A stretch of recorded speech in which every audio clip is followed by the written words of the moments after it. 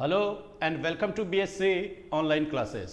मैं संदीप कुमार एक बार फिर से आपका स्वागत करता हूं एडजेक्टिव्स के लास्ट एपिसोड में।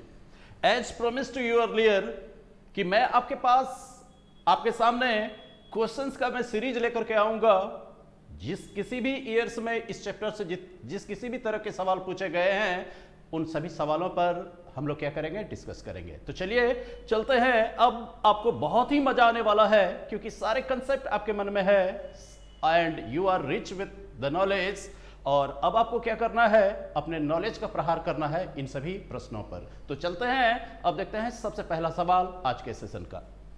देखिए सबसे पहला सवाल है, the merger talks have taken longer that we anticipated because of the financial crisis. तो यहां पर देख लो, यहां मैंने आपको पहले ही कह रखा है कि whenever you are going to tackle a question, first of all you have to try to comprehend the meaning of the sentence। पहली कोशिश हमारी क्या होगी, सेंटेंस की मीनिंग को समझेंगे। अगर आप मीनिंग समझ गए तो आप अपने नॉलेज को बेहतर तरीके से यूज कर पाएंगे। तो देखो सेंटेंस क्या कहना चाह रहा है, the merger talks. Merger talks का मतलब क्या, वो विलय संबंधित वार्ता, विलय की जो ये वार्ता है इसके बारे में बात हो रही है। तो यहां पर देखो क्या है, विलय संबंधित वार्ता, मर्जर टॉक्स। जैसा कि आपने सुना पहले कि एसबीआई के जितने भी सब्सिडरीज हैं वो एसबीआई में विलय होने वाले हैं, अर्थात मर्ज होने वाले हैं। तो ये मर्जिंग से रिलेटेड जो वार्ता है इसके बारे में बात की जा रही है। क्या कहा जा रहा है, द मर्जर टॉक्स यानी विलय से संबंधित वार्ता जो होनी थी, हैव टेकन लॉन्गर, क्या कहते हैं, इस वार्ता ने लंबा समय लिया। अब यहां पर देखो दैट वी एंटिसिपेटेड। एंटिसिपेट का मतलब क्या होता है, पहले से सोच के रखना। अगर मान लो for the first time if this is coming to your ears, तो आपको क्या लगता है कि विलय की बात हो रही है तो क्या होगा, 2 महीना 4 महीना 6 महीना लगेगा और जो कि मर्ज हो जाएगा। लेकिन अगर उससे ज्यादा समय लग जाए तो जितना आपने सोच के रखा था उसकी तुलना में कितना ज्यादा समय लगा, उससे भी ज्यादा समय लगा। इसका मतलब क्या हुआ, पहले से सोचे गए समय और जितना लगा है समय, इन दोनों के बीच में क्या होने जा रहा है, कंपैरिजन होने जा रहा है। तो मतलब यह हुआ कि विलय से संबंधित वार्ता जिसके बारे में हम लोगों ने सोच रखा था कि जितना वक्त लगेगा, इस वार्ता ने सोचे गए वक्त से भी लंबा समय लिया। Indirectly you have made comparison over here. तो यहां पर देख लो क्या हुआ कि जब आपने यहां लॉन्गर देखा तो लॉन्गर बना किससे है, लॉन्ग से बना। लॉन्ग पॉजिटिव डिग्री में है आपका और लॉन्गर क्या है आपका, कंपैरेटिव डिग्री में है। जब आप जानते हो कि कंपैरेटिव डिग्री के एडजेक्टिव जब कभी भी सेंटेंस में यूज किए जाते हैं तो 99.99% केस में आपको क्या देखने को मिलता है, इसके तुरंत बगल में देन देखने को मिलता है। और यहां पर देख क्या रहे हो आप कि जो कि यहां देन का प्रयोग ना करके किसका प्रयोग किया गया है, दैट का प्रयोग किया गया है, जो कि एरर जो है इसी पार्ट में आ चुका है। आप क्या करो, दैट को रिप्लेस करो, किस चीज से रिप्लेस करोगे, देन से रिप्लेस करो और फिर देख लो सेंटेंस आपका करेक्ट हो जाएगा। जितना हमने सोच रखा था विलय की वार्ता समय लेगी, उसकी तुलना में कहीं ज्यादा समय जो है कि ये ले चुका है। चलो, तो इस तरह से अगर आप एरर मार्क करोगे तो सेंटेंस के किस पार्ट में एरर मार्क करोगे, तो फर्स्ट पार्ट में किसी तरह का कोई एरर नहीं है। और ये देख लो सेंटेंस के बी पार्ट में दैट की जगह पर आप देन करोगे, it means the error has crept into second part of the sentence and that is B.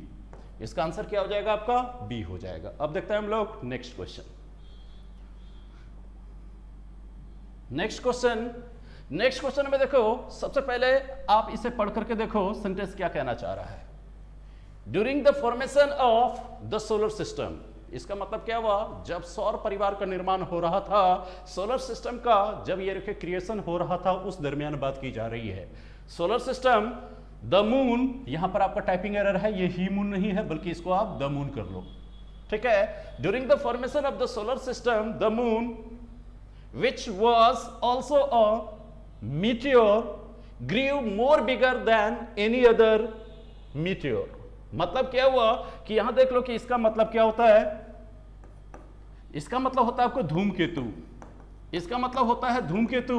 मतलब क्या हुआ, सोलर सिस्टम के फॉर्मेशन के दरमियान बात हो रही है चंद्रमा की। चंद्रमा भी क्या था, एक धूमकेतु ही था, जो कि क्या हुआ कि ये रखेगा कि which was also a meteor grieve. अब इसके बाद देखो मोर बिगर, तो जैसे ही आपने देखा मोर बिगर तो आपके दिमाग में बत्ती जली होगी और आपको तुरंत समझ में आ गया होगा, क्योंकि बिग आपका क्या है, सिंगल सिलेबल एडजेक्टिव है जिसका कंपैरेटिव डिग्री आप क्या करते हो, बिगर करते हो आप।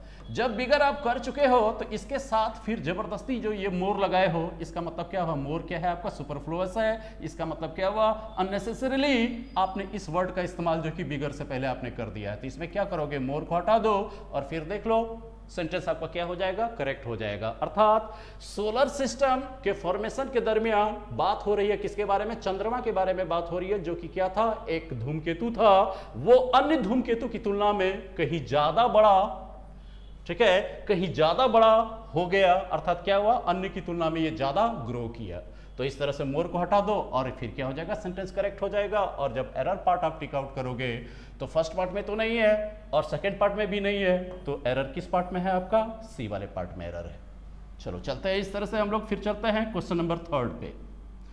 क्वेश्चन नंबर 3 पे चलते हैं तो सेंटेंस क्या कह रहा है? Ashok has managed to achieve his sales target for the quarter very easily than expected. मतलब क्या हुआ कि पहले क्वार्टर के लिए अशोक को क्या करना था? सेल्स टारगेट को मेट करना था। ठीक है, तो यहां पर देखिए क्या हुआ कि Ashok has manage to achieve his sales target. उसने जो है कि अपने सेल्स टारगेट को अचीव कैसे किया जाए इस चीज को उन्होंने मैनेज कर लिया है। For the quarter very easily then expected. मतलब क्या हुआ कि अशोक के बारे में आपने ये सोच रखा था कि हो सकता है उसको जो सेल्स टारगेट को मैट करना हो सकता है 2 मंथ्स लगेगा, लेकिन अशोक ने क्या किया? अपने सेल्स टारगेट को हो सकता है 1 महीने में ही पूरा कर लिया या तो 1.5 महीने में ही इन्होंने क्या किया? अपने सेल्स टारगेट को पूरा कर लिया। तो जितना हम लोगों ने सोचा था बल्कि बड़ी आसानी से ही उन्होंने क्या किया है? अपने सेल्स टारगेट को निर्धारित समय से पहले उसने पूरा कर लिया है। तो Ashok has manage to achieve his sales target for the quarter. अब यहां पर देखो, यहां पर क्या है कि वेरी इजिली, और इधर बगल में देखो क्या लगा हुआ है? देन लगा हुआ है। तो देन किस चीज का सूचक है कि इससे पहले जो आप एडजेक्टिव्स को रखोगे या कि आप एडवर्ब्स को रखोगे, ये दोनों के दोनों किस डिग्री के होने चाहिए? आपके कंपैरेटिव डिग्री के होने चाहिए। जब कंपैरेटिव डिग्री के होने चाहिए तो यहां इजिली को कंपैरेटिव डिग्री में फॉर्म करोगे तो आपको क्या लिखना पड़ेगा? यहां वेरी इजिली के बदले अगर आप मोर इजिली लिखते हो तो क्या हो जाएगा? ये बैलेंस हो जाएगा।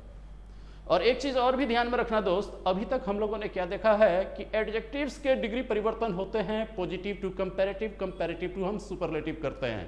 ऐसा नहीं है कि सिर्फ एडजेक्टिव्स ही अपनी डिग्री में चेंजेस लाते हैं, बल्कि आपके एडवर्ब भी क्या करते हैं? वो अपनी डिग्री में चेंजेस लाते हैं। ठीक है, अब जैसे देखो क्या हुआ, अगर आप लिखते हो स्लो आपका एडजेक्टिव है, इसमें जब आप ly ऐड कर देते हो तो ये क्या बन जाता है? एडवर्ब। और जब ये एडवर्ब बन गया तो ये ly लगे हुए एडवर्ब कौन से एडवर्ब होते हैं आपको? ये होते हैं आपको एडवर्ब ऑफ मैनर। ये कहलाता है आपको एडवर्ब ऑफ मैनर। ठीक है, एडवर्ब ऑफ मैनर को लेकर के भी कंपेयर किया जा सकता है। अगर मैं कहता हूं you walk more slowly than I। मतलब क्या हुआ? स्लो मैं भी चलता हूं, आप भी चलते हो, लेकिन मैं जितना स्लो चलता हूं उससे भी ज्यादा स्लो कौन चलते हो? आप धीमे चलते हो। तो यहां पर देख लो क्या कि स्लोली आपके क्या है? मोर लगा हुआ है तो ये एडवर्ब, लेकिन इसको कंपैरेटिव डिग्री में एडजेक्टिव्स की तरह आप इस्तेमाल किए हो। तो सिमिलरली आप क्या करोगे? यहां वेरी इजिली की बजाय अगर आप यहां मोर इजिली करोगे तो सेंटेंस क्या हो जाएगा? करेक्ट हो जाएगा। और अगर हमें एरर टिक आउट करना है तो एरर हम किस पार्ट में टिक आउट करेंगे? तो फिर ये रखो क्या कि सी पार्ट में हमारा एरर हुआ। ठीक है, आई होप आप लोगों को अब बहुत ही आसान लग रहा होगा। ये चैप्टर कितना आसान है, और भी क्वेश्चंस आप देखते जाओ। देखते हैं क्वेश्चन नंबर 3। क्वेश्चन नंबर 3 तो हो गया हमारा। अब देखते हैं क्वेश्चन नंबर 4। क्वेश्चन नंबर 4 में देखो क्या लिखा हुआ है? Under the schemes bank provides loan to small and medium enterprises at 2% lower। अब यहां पर देखो जैसे ही, अच्छा एक चीज बताओ कि whenever you are going to find out an error in the given sentence, what comes to your mind or what strikes your mind? सबसे पहला काम क्या करते हो आप? सेंटेंस का मीनिंग समझते हो। लेकिन सेंटेंस के लिखने में और भी तो ग्रामेटिकल टर्म यूज किए गए हैं या गए होंगे। हो सकता है कि नाउन को भी इस्तेमाल किया गया होगा, वर्ब को इस्तेमाल किया गया होगा, प्रीपोजिशन को इस्तेमाल किया गया होगा, but presently we are in context with the term adjective and you have acquired all the information related to this chapter only. तो अगर आपको किसी भी चैप्टर का ज्ञान नहीं है और आपने एडजेक्टिव्स के सारे सीरीज अगर आपने जो कि देख रखे हैं, पढ़ रखे हैं आपने, तो बस उसी को ध्यान में रख करके जब आप सेंटेंस पढ़ोगे तो एडजेक्टिव्स का जहां यूज हुआ है एडजेक्टिव्स आपको दिख जाएगा। जब आपको एडजेक्टिव्स दिख जाएगा तो आप सोचोगे, तब सोचोगे कि सेंटेंस के मीनिंग के अकॉर्डिंग ये एडजेक्टिव किस डिग्री में होना चाहिए, किस तरह से होना चाहिए। एम्फसाइज करेंगे तो क्या करेंगे, नंबर बताएंगे तो क्या करेंगे, इसके बाद देख लो क्वांटिटी बताएंगे तो क्या करेंगे, और ऑर्डर बताना है, क्या करना है, तो आपको बेहतर ढंग से इस चीज का जो है कि समझ आने लगेगा। तो यहां पर देख लो कि अगर मान लो कि हम सेंटेंस का मीनिंग नहीं देखते हैं तो तुरंत आप ये कह देते हो सर यहां लोअर जो है ये लो से बना है, आपको लो, लोअर, और इसका सुपरलेटिव डिग्री क्या हो जाएगा, आपका लोवेस्ट हो जाएगा। और दूसरी बात, जब यहां लोअर को यूज किया गया इसका मतलब कंपैरेटिव डिग्री में यूज किया गया, और कंपैरेटिव डिग्री में जब यूज किया गया तो इसका मतलब इसके बगल में क्या होना चाहिए, देन का प्रयोग होना चाहिए। तो लोअर द मार्केट रेट जो किया गया है तो यहां आर्टिकल्स दी का प्रयोग नहीं होगा, बल्कि इसकी जगह पर आप क्या करोगे, आप देन का प्रयोग कर लोगे। और इस तरह से क्या होगा, इस तरह से भी आप क्या करोगे, एरर आप फाइंड आउट करके निकल जाओगे। तो इस तरह से देखोगे तो एरर किस पार्ट में है सेंटेंस का, सेंटेंस के डी पार्ट में आपका एरर है। ये तो हो गया सेंटेंस के मीनिंग को बिना समझे बगैर भी आपने क्या किया, स्ट्राइक किया और एरर निकाल बैठे। अगर आप देखोगे सेंटेंस के मीनिंग को देखोगे तो क्या कहोगे, under the schemes banks provide loans to small and medium enterprises at 2% lower than the market rate. तो यहां पर देखो क्या है, स्मॉल एंड मीडियम एंटरप्राइजेस, ये माइक्रो फाइनेंस का कंसेप्ट है आपका, जिसमें इन्वेस्टर्स को 3-4 ग्रुप में बांटा गया है उसके इन्वेस्टमेंट लिमिट के आधार पर। तो जिसमें से किसी को स्मॉल इन्वेस्टर कहते हो, किसी को मीडियम कहते हो, किसी को एंटरप्राइज क्लाइंट्स कहते हो। तो क्या कहा जा रहा है, जो सूक्ष्म घरेलू उद्योग को जो लगाना चाहते हैं तो बैंक ऐसे लोगों को जो है मार्केट रेट की तुलना में 2% सस्ता लोन मुहैया कराती है। तो इसका मतलब क्या हुआ, अगर आप हाउस लोन लेते हो तो 12% 15% आपको मिलता है, बिजनेस लोन अगर लेते हो तो एक सर्टेन परसेंटेज में मिलता है आपको मार्केट में। लेकिन अगर आप छोटे छोटे उद्योग धंधे लगाओगे तो बैंक ऐसे लोगों को जो कि 2% लोअर रेट ऑफ इंटरेस्ट पे देती है। तो जिसका विस्तृत विश्लेषण तो आप लोग को इकोनॉमिक्स में पढ़ने को मिला ही है। चलिए अब हम लोग चलते हैं क्वेश्चन नंबर 5 की तरह। क्वेश्चन नंबर 5 की तरफ बढ़ते हैं। अब देख लो क्वेश्चन नंबर 5 में क्या कहा जा रहा है, the principle that a pen is mightier than a sword was known to early Greeks. मतलब क्या हुआ, अर्ली ग्रीक्स का मतलब क्या हुआ, खास करके प्रारंभिक समय में जो यूनान के वासी थे उसके बारे में बात की जा रही है। यह सिद्धांत कि एक कलम कहीं ज्यादा शक्तिशाली होता है तलवार की तुलना में, इसका मतलब क्या हुआ, अगर आप इंटेलेक्चुअली रिच हो और कोई जो है कि शारीरिक दृष्टिकोण से अगर जो कि सामर्थ्यवान है तो एक इंटेलेक्चुअल कभी भी वैसे व्यक्ति को पीछे छोड़ सकता है। और यह बात जो है प्रारंभिक ग्रीक वासियों को अच्छी तरह से मालूम था।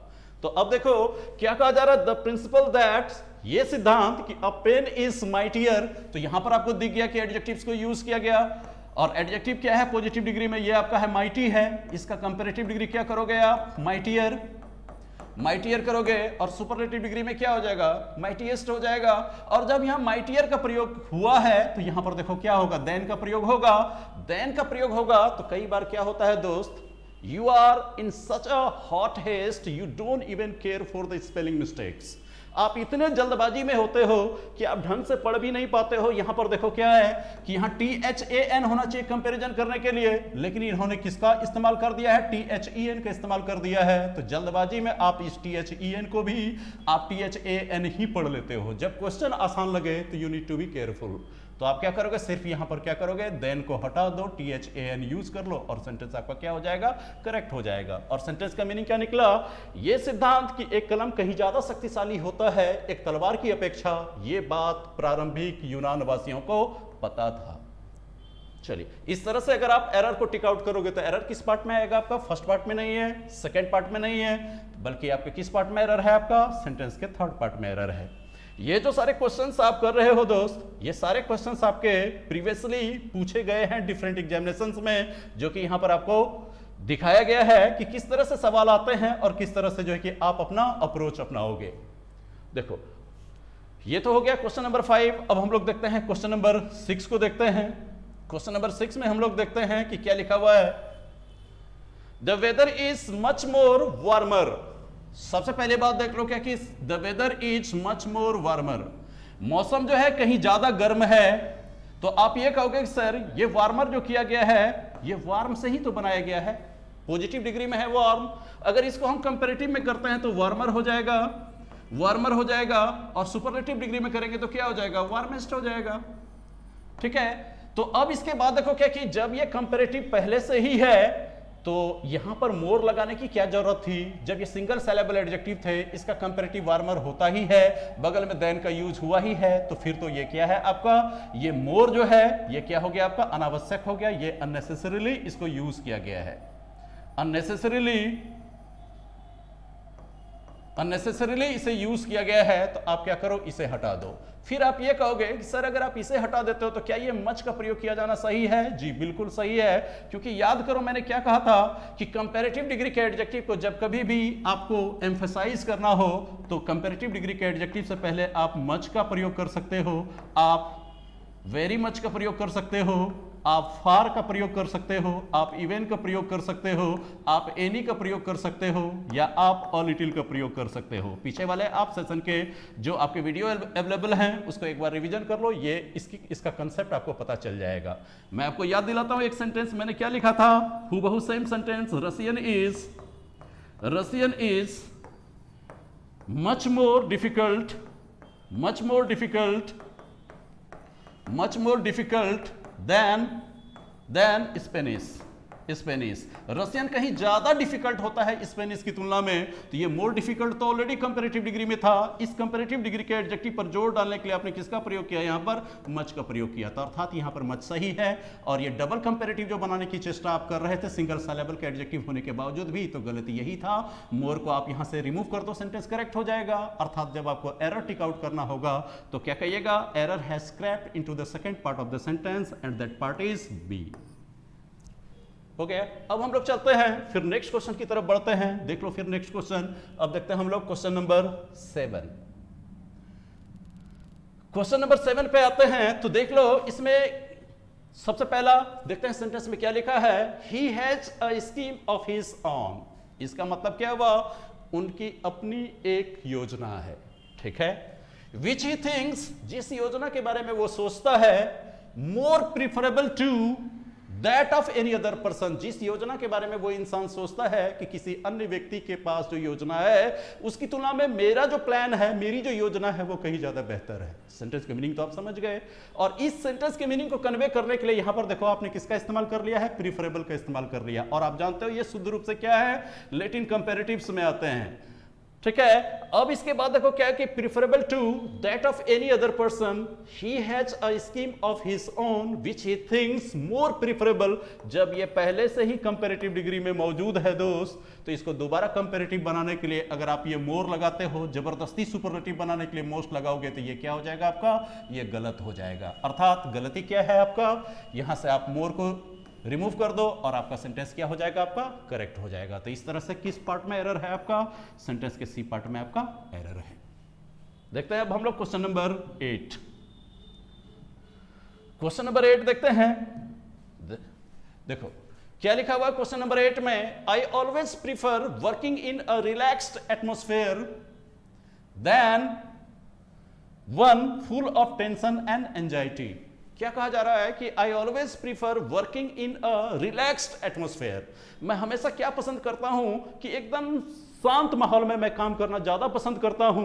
कैसे माहौल की तुलना में, एक ऐसा माहौल जो फुल ऑफ है किस, क्या, टेंशन और एंजाइटी, तनाव से भरे हुए माहौल की तुलना में मैं शांति प्रिय माहौल में काम करना मैं ज्यादा पसंद करता हूं। ये तो हो गया सेंटेंस का मीनिंग।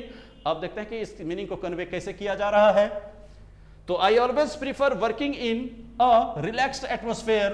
अब यहां पर देख लो क्या हुआ, प्रीफर शब्द का प्रयोग किया गया, यहां प्रीफर का प्रयोग किया गया, प्रीफर शब्द का प्रयोग किया गया, और ये देखिए V1 के रूप में यूज किया गया, अर्थात क्या हुआ, वर्ब के रूप में इसे यूज किया गया। वर्ब के रूप में यूज किए जाने के बावजूद भी कंपैरिजन हुआ है।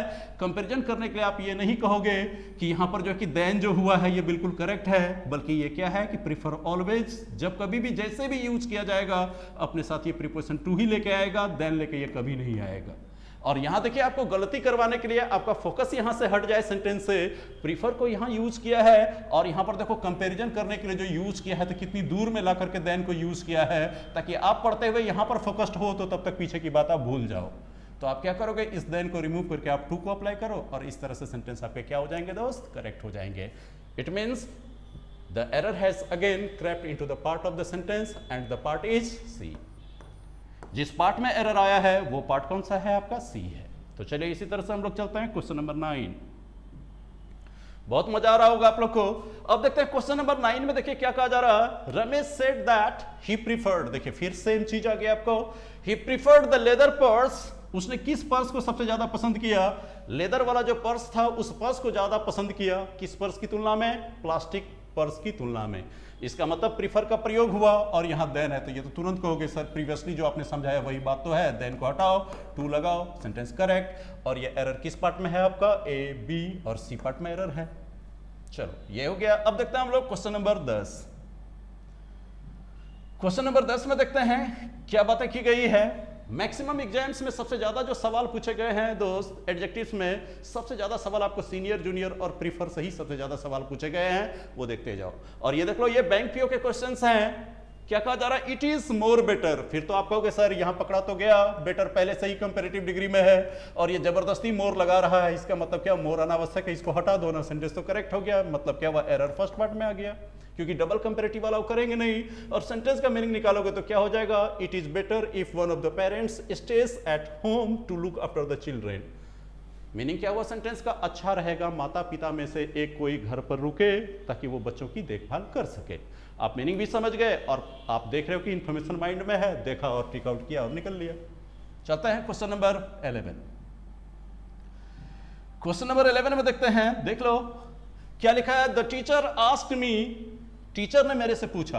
क्या पूछा भाई? देख लो। If I knew that Rabindranath Tagore was the greater than any other poet. ठीक है, मतलब क्या हुआ कि मेरे शिक्षक ने मेरे से पूछा कि बेटा तुमको पता है कि रविन्द्रनाथ टैगोर जो थे वो किसी अन्य कवि की तुलना में ज्यादा महान थे। ठीक है, मेरे से पूछा, मीनिंग समझ में आ गया। अब देखो क्या किया गया। The teacher asked me if I knew that Rabindranath Tagore was the greater then. अब यहां पर देखो एडजेक्टिव्स यूज किया गया कंपैरेटिव डिग्री में, और कंपैरेटिव डिग्री के एडजेक्टिव से पहले आप आर्टिकल्स दी का प्रयोग नहीं करोगे जब तक कि कंपैरेटिव डिग्री के एडजेक्टिव के बाद ऑफ द टू एक्सप्रेशन का प्रयोग ना हो। और यहां तो ऑफ द टू एक्सप्रेशन का प्रयोग है ही नहीं। इसका मतलब क्या करेंगे? कंपैरेटिव डिग्री के एडजेक्टिव से पहले जो आपने दी का इस्तेमाल किया है इसको आप रिमूव कर दो और सेंटेंस क्या हो जाएगा? करेक्ट हो जाएगा। फिर आप ये कहोगे कि क्या सर कंपैरेटिव डिग्री के एडजेक्टिव कभी भी अपने साथ आर्टिकल्स नहीं लेते हैं? जी लेते हैं जनाब। ठीक है, बशर्ते हैं कंपैरेटिव डिग्री के एडजेक्टिव के बाद अगर आपके सिंगुलर और काउंटेबल नाउन हो तो कंपैरेटिव डिग्री के एडजेक्टिव उच्चारण अनुसार अपने से पहले वो आर्टिकल्स ए या एन का प्रयोग कर सकते हैं। जैसे देख लो, एक सेंटेंस लिखता हूं, you are a better singer, you are a better singer than I, singer than I. आप मेरी तुलना में एक अच्छा गायक हो। तो यहां पर देख लो, बेटर कंपैरेटिव डिग्री में सिंगर आपका सिंगुलर और काउंटेबल नाउन, तो बेटर के उच्चारण के अनुसार, इसके साउंड के अनुसार, ये देख लो कॉन्सोनेंट का साउंड है, ए का प्रयोग किया और करेक्ट है। लेकिन यहां ना तो ऑफ द टू था ना तो नाउन था। इसका मतलब आर्टिकल्स दी का प्रयोग यहां सुपरफ्लुअस था, इसको हटा दीजिए, सेंटेंस करेक्ट। इसका मतलब एरर किस पार्ट में है आपका? एरर सी पार्ट में है। चलो देखते हैं आप क्वेश्चन नंबर 12। क्वेश्चन नंबर 12, जितनी बातें, जितनी इंफॉर्मेशन मैंने आपके साथ शेयर की है जेंटलमैन, अगर उनमें से जितना आप भूल जाते हो, जितना आपका दिमाग याद रख लेता है, उन्हीं से आपके एग्जाम्स के 100% क्वेश्चंस आपके सॉल्व हो जाएंगे। ये मेरा वादा है, ये मेरी गारंटी है। एक बार आप गो थ्रू करो, एक भी क्वेश्चंस आपसे छूटने वाले नहीं है। अब देखते हैं इस क्वेश्चंस को, देखते हैं इस क्वेश्चन को। देखो question number 11, the teacher asked मी। चलो ये तो हो गया। अब देखते हैं क्वेश्चन नंबर 12। क्वेश्चन नंबर 12 में क्या कह रहा है कि Asian users are most engaged with the social web than. अब यहां पर देखो, जैसे ही देन का प्रयोग हो गया तुरंत आपका दिमाग कह दिया होगा कि सर जब ये कंपैरिजन कर रहा है तो इसका मतलब क्या हुआ? इससे पहले जो एडजेक्टिव यूज हुआ होगा वो जरूर किस डिग्री में होना चाहिए? कंपैरेटिव डिग्री में होना चाहिए। तो यहां पर देखो क्या है? Most engaged. जब मोस्ट इंगेज्ड किया है ये तो सुपरलेटिव डिग्री में हुआ। आप सीधा सीधा कहोगे कि सर यहां मोर इंगेज्ड करो ना, सेंटेंस तो मेरा करेक्ट हो जाएगा। चलो हमने कर भी लिया। एरर किस पार्ट में हुआ? बी पार्ट में। सेंटेंस का मीनिंग देखोगे, एशियन यूजर्स, खास करके एशिया में यूज करने वाले जो हैं सोशल वेब को, यानी जो कि इंटरनेट प्लेटफॉर्म, जो इंटरनेट आप लोग यूज करते हो, तो होते क्या है कि एशियंस वो कहीं ज्यादा इंगेज्ड होते हैं उस चीज में। किस कहाँ के यूजर्स की तुलना में? पश्चिमी देशों के जो यूजर्स हैं उसकी तुलना में ये कहीं ज्यादा जो कि इससे चिपके होते हैं। आप लोग भी क्या करते हो, पढ़ने में तो मन लगता नहीं है तो कभी यूट्यूब पे जाकर के वीडियोस देखोगे, टिकटॉक बनाओगे, तो यही कंपैरिजन करके कहा जा रहा है। और कंपैरिजन करने के लिए यहाँ देन का प्रयोग हुआ, यहाँ मोस्ट हटा के मोर करो और सेंटेंस आपका करेक्ट हुआ। चलते हैं अब हम लोग क्वेश्चन नंबर 13। क्वेश्चन नंबर 13 में देखते हैं क्या कहा जा रहा है। देखो, the rate of metabolism of a body is comparatively lowest. जैसे ही मैंने आपसे चर्चा कर चुका हूं कंपैरेटिवली के बारे में और रिलेटिवली के बारे में, ऑलरेडी मैं आपसे चर्चा कर चुका हूं इन दोनों ही पॉइंट्स के बारे में कि इसके बगल में जब कभी भी एडजेक्टिव्स आते हैं वो पॉजिटिव डिग्री के एडजेक्टिव आते हैं। ये पॉजिटिव डिग्री के एडजेक्टिव आते हैं और यहां पर लोवेस्ट देख लो, ये किस डिग्री में है आपका, सुपरलेटिव डिग्री में है। तो इसको यहां से रिमूव करो, बल्कि इसके बाद क्या करोगे, ना तो आप लोअर का प्रयोग करोगे बल्कि आप किसका प्रयोग करोगे, लॉ का प्रयोग करो, और ये सेंटेंस फिर क्या हो जाएगा, करेक्ट हो जाएगा। तो एरर किस पार्ट में आया आपका, error has crept into the second part of the sentence and that is B. देख लो कितना मजा आ रहा है आप लोगों को, कोई दिक्कत हो रही है। अब देखते हैं हम लोग क्वेश्चन नंबर 14। क्वेश्चन नंबर 14 में देखते हैं क्या कहा जा रहा है। आवर कंपनी हैज इनिशिएटेड, मतलब क्या हुआ, हमारी कंपनी ने क्या किया है, इनिशिएट किया है। इनिशिएट करना मतलब क्या हुआ, किसी चीज को शुरुआत करना, पहल करना। तो our company has initiated talks, उन्होंने क्या की है, वार्ता की शुरुआत की है, टू सेल, क्या वार्ता की शुरुआत की है कि हम बेच देंगे, क्या बेच देंगे, more of 20% of its stake in the subsidiaries.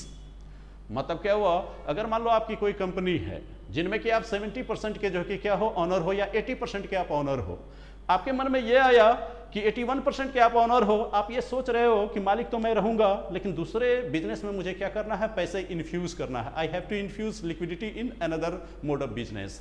तो आप क्या करोगे, डिस इन्वेस्टमेंट के तहत अर्थात शेयर बेच दोगे, 81% है 30% बेच दोगे, फिर भी आपके पास 51% रहेगा, ऑनर तब भी रहोगे।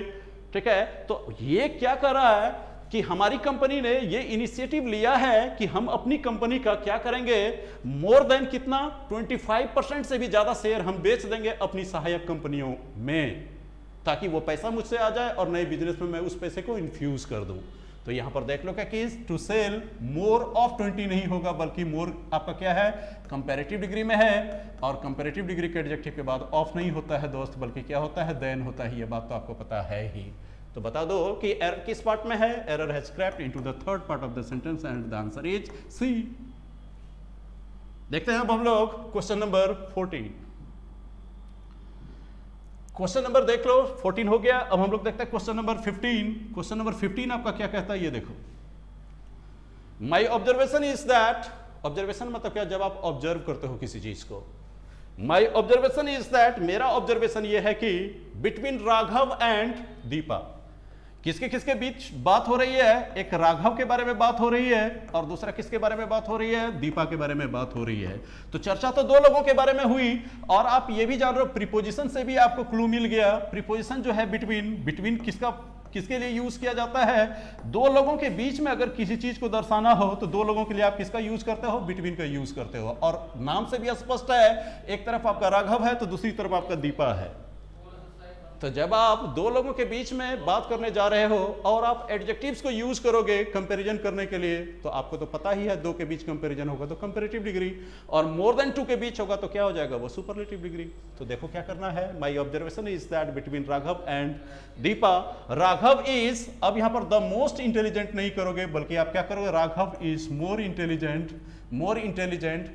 तो क्या हुआ, राघव और दीपा के बीच आप कंपैरिजन करोगे तो राघव जो है कहीं ज्यादा इंटेलिजेंट है, मतलब दीपा से ज्यादा इंटेलिजेंट है। द मोस्ट हटाओ, मोर लगाओ और प्रॉब्लम आपका सॉल्व। यानी किस पार्ट में एरर है आपका, डी पार्ट में एरर है। चलो कितना फटाफट हो रहा है हम लोग का। अब हम लोग देखते हैं क्वेश्चन नंबर 16।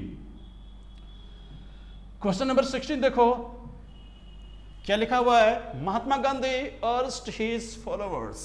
देखो अर्ज का मतलब क्या हुआ कि रिक्वेस्ट करना, एक तरह से कहिएगा कन्वे करना, कहना। महात्मा गांधी अर्ज्ड हिज फॉलोअर्स मतलब विनम्रता पूर्वक अगर आप अपनी बातों को रखेंगे तो वही चीज क्या होता है, अर्ज करना होता है। तो Mahatma Gandhi urged his followers, उसने अपने अनुयायियों को कहा, क्या कहा, to pursue a programme of passive resistance, कि आप किस तरह का जो कि कार्यक्रम में भाग लो, किस तरह का कदम उठाओ, as he felt that it was most effective than violence and acts of terror. अब जैसे देख लो, सरकार की किसी भी नीति से अगर आप सहमत नहीं हो, अगर आपको लगता है कि वो नीति जो है कि हम लोगों के लिए एक्सेप्टेबल नहीं है, उसका कोई भी फ्रूटफुल रिजल्ट हमारे पास नहीं आ रहा है, तो आप लोग क्या करते हो? पीसफुल प्रोटेस्ट करते हो। पीसफुल प्रोटेस्ट करना मतलब क्या हुआ? हम किसी भी हिंसक गतिविधियों का सहारा नहीं लेंगे, बल्कि सरकार की नीतियों के खिलाफ हम शांति पूर्ण तरीके से हम क्या करेंगे? उसका विरोध करेंगे। और महात्मा गांधी भी अपने अनुयायियों को यही बात समझाया कि तुम उग्र रूप न लो, आतंकपूर्ण कार्यों का सहारा ना लो, बल्कि क्या करो? शांतिपूर्ण सहारा लो, क्योंकि उसका यह मानना था कि शांतिपूर्ण तरीके से जब आप प्रोटेस्ट करोगे किसी चीज को, तो ये जो है क्या कि then act of violence and acts of terror, मतलब क्या हुआ? हिंसक गतिविधियों की तुलना में शांतिपूर्ण प्रयास जो होते हैं वो कहीं ज्यादा प्रभावकारी होते हैं। तो मतलब कंपैरिजन तो हुआ है। एक है क्या? आतंक भरा क्रियाकलाप करोगे, दूसरा क्या है? शांतिपूर्ण तरीके से विरोध करोगे। दोनों के बीच में आप कंपैरिजन करने जा रहे हो, और दो पॉइंट्स के बारे में आप कंपैरिजन करने जा रहे हो। मतलब एडजेक्टिव्स जो होने चाहिए आपके किस डिग्री के होने चाहिए? कंपैरेटिव डिग्री के होने चाहिए। तो देख लो क्या किया गया है, ठीक है? To pursue a programme of passive resistance as he felt that it was, अब यहां पर देखो क्या हुआ? Effective then. जब देन का प्रयोग है, इससे पहले वाला एडजेक्टिव क्या होना चाहिए? Comparative degree. और यहां पर देख रहे हो मोस्ट इफेक्टिव के बदले अगर आप मोर इफेक्टिव कर लेते हो तो सेंटेंस क्या हो जाएगा? करेक्ट हो जाएगा। तो क्या कहोगे? एरर किस पार्ट में है आपके? डी वाले पार्ट में एरर है, ठीक है? तो मैं बार बार आप लोगों को कह रहा हूं gentleman, before taking any decisions, first of all try to comprehend the meaning of the sentence. Ultimately you would come to the conclusion what initiatives I need to take over here. आप क्या करो? Meaning समझ लो, knowledge आपके पास है, ultimately pen चल जाएगा, कहीं pen रुकेगा नहीं, आपका टाइम भी सेव होगा। देखते हैं क्वेश्चन नंबर 17। क्वेश्चन नंबर 17 में क्या कहा जा रहा है? द गर्ल सेड दैट, लड़की ने कहा कि, क्या कहा लड़की ने? सी प्रीफर्ड, ये देख लो, ये तीसरा क्वेश्चन है प्रीफर वाला। सी प्रीफर्ड द ब्लू साड़ी, कोई एक लड़की है और उसके सामने जो कि क्या कहा गया? पिंक वाली साड़ी लोगे या कि तुम जो कि ब्लू वाली साड़ी लोगे? तो दो के बीच एक को ज्यादा पसंद करना यानी प्रीफर, और प्रीफर से कंपैरिजन किया गया तो प्रीफर के साथ देन लगता है या टू लगता है जेंटलमैन? इसके साथ टू का प्रयोग होता है। आप क्या कहोगे? सर सी पार्ट में तो एरर साफ साफ दिख रहा है। बिल्कुल दिख रहा है, सी पार्ट में आपका एरर है। देखते हैं क्वेश्चन नंबर 18। देखो ये किसका है? बैंक पीओ के ही क्वेश्चंस हैं ये। अब देखते हैं क्वेश्चन नंबर, हम देखते हैं 18। क्वेश्चन नंबर 18 देखो क्या कह रहा है इसमें। नन कैन डिनाई दैट, कोई भी इस बात से इनकार नहीं कर सकता है कि क्या? अब देखो आगे, एवरी साइंटिफिक इन्वेंशन, हर वैज्ञानिक जो अनुसंधान हुए हैं, जो भी ये इन्वेंशन हुआ है, जो भी ये रखेगा कि चमत्कार हुआ, जो इन्वेंट किया गया है, आविष्कार हुआ है, हैज प्रूव्ड, उसने साबित किया है। क्या साबित कर दिया है? ठीक है, very harmful to humanity than beneficial. ये देखो हार्मफुल एक तरफ यहां एडजेक्टिव्स हैं, दूसरे तरफ देखो क्या है कि बेनिफिशियल एडजेक्टिव्स हैं। और सेंटेंस का मीनिंग क्या कह रहा है? इस बात से कोई इनकार नहीं कर सकता है कि वैज्ञानिक अनुसंधान जो हुए या वैज्ञानिक आविष्कार जो हुए, उस आविष्कार ने हम मानव जातियों के लिए जितना भला किया है उसकी तुलना में कहीं ज्यादा बुरा किया है। तो यहां पर देख लो कंपैरिजन फिर आ रहा है, दो एंटिटीज के बीच में कंपैरिजन आ रहा है, ज्यादा भला किया कि ज्यादा बुरा किया। तो इसका मतलब क्या हुआ? फिर वही देन और कंपैरेटिव डिग्री के एडजेक्टिव्स आ जाओ। तो none can deny that every scientific invention has proved. अब यहां पर देखो क्या हुआ कि जब यहां देन का प्रयोग हुआ तो इससे पहले आप क्या करोगे? हार्मफुल, यहां पर है एडजेक्टिव्स, इसको रखोगे कंपैरेटिव डिग्री में। कंपैरेटिव डिग्री में रखने के लिए वेरी का प्रयोग नहीं होता है दोस्त, इसकी जगह पर आप किसका प्रयोग करोगे? मोर का प्रयोग करोगे, और सेंटेंस क्या हो जाएगा? Correct. It means error has crept into the C part of the sentence, means the answer will be C. चलते हैं अब क्वेश्चन नंबर 19। क्वेश्चन नंबर 19 देखते हैं हम लोग। देख लो क्वेश्चन नंबर 19 में क्या कहा जा रहा है? He was fascinated by insects. Fascinate का मतलब समझते हो? Fascinated by, FASCINATE। फैसिनेट का मतलब क्या होता है? अट्रैक्ट। अट्रैक्ट मतलब क्या? आकर्षित हो जाना किसी चीज से। जैसे देखो अगर आप लोगों ने महाभारत पढ़ा होगा तो महाभारत के पहले ही भाग में क्या लिखा हुआ था? जो राजा शांतनु के बारे में लिखा हुआ था, while walking on the bank of the river, Mr. Shantanu saw a very beautiful girl, Matsyagandha, and he was greatly fascinated by her extraordinary glamour, and he approached her father and showed his wish to marry her. तो आपने कहा ना कि यहां पर देखोगे fascinated by her extra ordinary glamour, तो मतलब क्या हुआ, उसके अद्वितीय रूप और यौवन के प्रति वो आकर्षित हो गया और उसके पिता के सम्मुख पहुंचा कि मैं इससे शादी करना चाहता हूं। तो यहां पर देख लो, फैसिनेट देख लो, वहां पर भी आप लोगों ने पहले पढ़ा है। फैसिनेट मतलब क्या हुआ, fascinated by is equal to attracted by. Preposition के भी दृष्टिकोण से देखना कि फैसिनेट के साथ भी आप क्या करोगे, बाय का प्रीपोजिशन का प्रयोग करोगे, और अट्रैक्टेड के साथ भी क्या करोगे, आप प्रीपोजिशन बाय का प्रयोग करोगे। ठीक है, अगर आप कहते हो आई वॉज अट्रैक्टेड या I was fascinated by the beauty of Kashmir, attracted by the beauty of Kashmir, beauty of Kashmir, मैं कश्मीर की खूबसूरती के प्रति मैं आकर्षित हो गया यानी मोहित हो गया। देखते हैं sentence, he was fascinated by insects, मतलब क्या, वो व्यक्ति जो है उसका लगाव किसके प्रति बढ़ गया, कीड़ों मकोड़ों के प्रति, इंसेक्ट्स के प्रति उसका लगाव बढ़ गया, आकर्षित हुआ उनके प्रति।